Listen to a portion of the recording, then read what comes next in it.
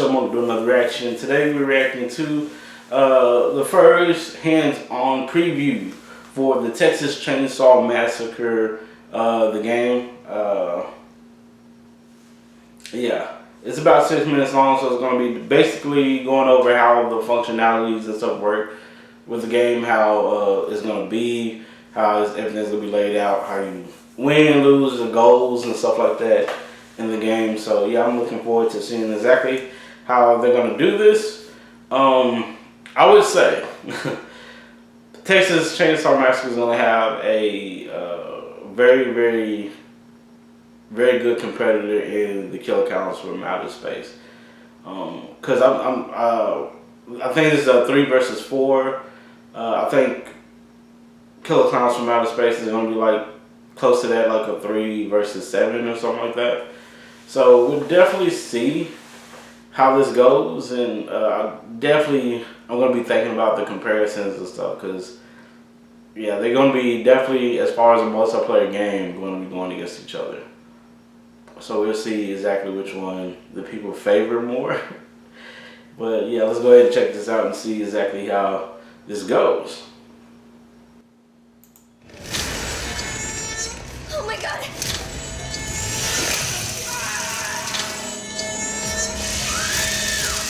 Adapting the classic 1974 horror movie Texas Chain Saw Massacre into an asymmetrical multiplayer game might seem odd on the surface, particularly when the team setup isn't the same 4v1 we've become accustomed to with the popular Dead by Daylight, but instead the even stranger sounding 4v3 arrangement. It works exceptionally well in practice though, creating a tactical, tense, team-based multiplayer experience that favors brains over brawn.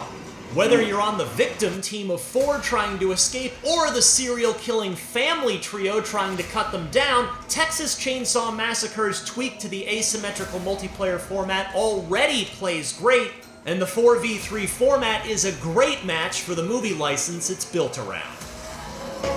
Oh yeah, it's very much just like the first movie. Developer-publisher Gun Interactive promises more maps for launch next year, but for this preview session, I played a half-dozen rounds in Texas Chain Saw Massacre's most recognizable location, the rural Texas house the film is set in. Victims start out in the basement, and teamwork is encouraged and, dare I say, vital. There are only a few ways out of the basement and just 2 ways out of the house once you get upstairs. In other words, there are only 2 ways to win.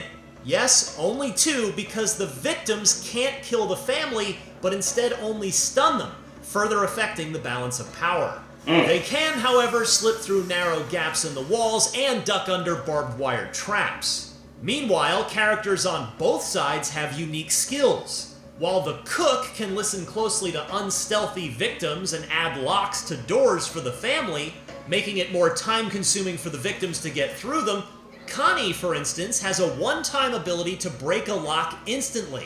This can literally mean the difference between victory and defeat, as in my final round, I was chasing down Connie as she made for the backyard gate. Meanwhile, the leather face of the franchise is big and not the slightest bit nimble. But he can use his chainsaw to cut through doors as well as destroy crawl space entrances and exits so that the victims have fewer navigation options. I reveled in his ability to rev his chainsaw and how that's tied to the power of his attacks. Swing your saw at a victim without revving it and you'll do a bit of damage. Rev it too high for too long and it'll stall out. But if you catch the sweet spot of the rev range, you'll get a one-hit kill, complete with a quick and grisly cutscene. Note that you can also turn the chainsaw off in order to move around more stealthily as the big guy. From first-hand experience, I can tell you that this is immensely satisfying. Also, revving it while roaming the house allows him to very loudly induce terror into the hearts and minds of the victims.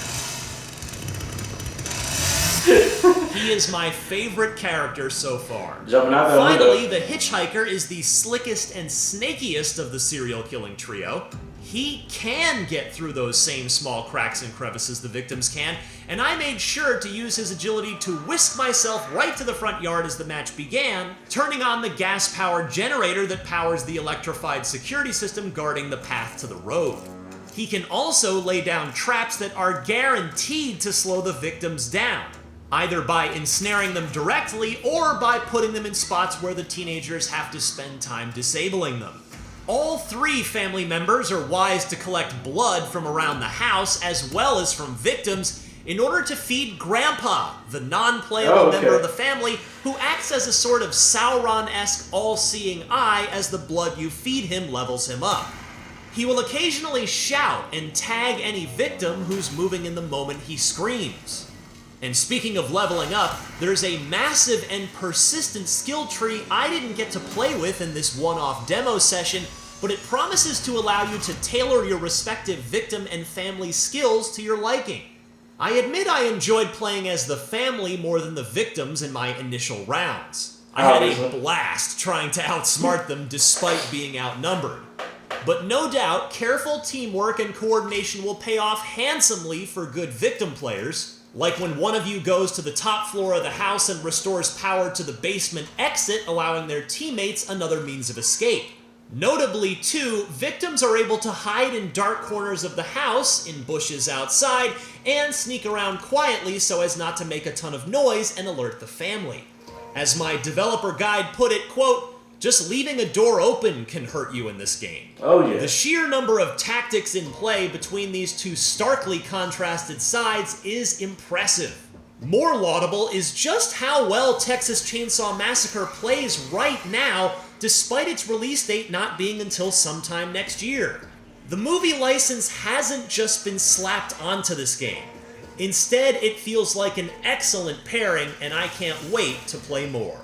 For more on the Texas Chainsaw Massacre, check out the uncensored gameplay trailer as well as the game versus film comparison trailer, and for everything else in the world of video games, stick with IGN. It looks very much so like the movie. That's why I was like the first, because I can definitely see the comparison, especially with characters. More so. Well, the family, more so in the first movie that came out back in, I can't remember, was it 1980s? I want to say it was 1980s, probably 1970s. Say the truth, might be 1970s when it came out. But that one, it looks more close to that than any other of the films. But it looks awesome. It's definitely teamwork is going to be detrimental for the I would say for the villains. I'm gonna just call them that. Or the I'm just calling them villains. If their teamwork will probably be rely more on someone in one area of the house. The hitchhiker can go through a lot of the spaces and stuff that the escapees can go to. He probably worked pretty well inside the house as well as Leatherface, because he could crawl through spaces in the same places that they go to. So trying to catch people. So it just depends on how y'all want to do it, and that's basically what you would probably have to think about, and hopefully depending on the voice chat or the voice in game of when talking to other players, how you want to strategize it, going forward to stop the others or to escape. I think there needs to be more perks for the escapees, because they're definitely at a disadvantage since they can't stop the villains, like directly, like in them. I think them having like other perks or more perks to help them out, to make them more playable, so people want to play like the escapees a lot more. But I can definitely see people being a-holes or try to sabotage the game for other players. Yeah. We always see it on other games and stuff, how people mess over other people. So this is definitely one that will end up being very, they can be toxic in that way. But hopefully it won't be that toxic. But I definitely can see it being very toxic for escapees. Especially when the issue that was with, what was it, Friday the 13th, people being friends with the Jason in that game. So they help out Jason, or they'll like run over other players and stuff like that. That's definitely happened so much in the game. It was ridiculous for a bit. So if there's something like that where someone can sabotage the other players, that's definitely going to happen. So yeah, but we'll definitely see how this goes.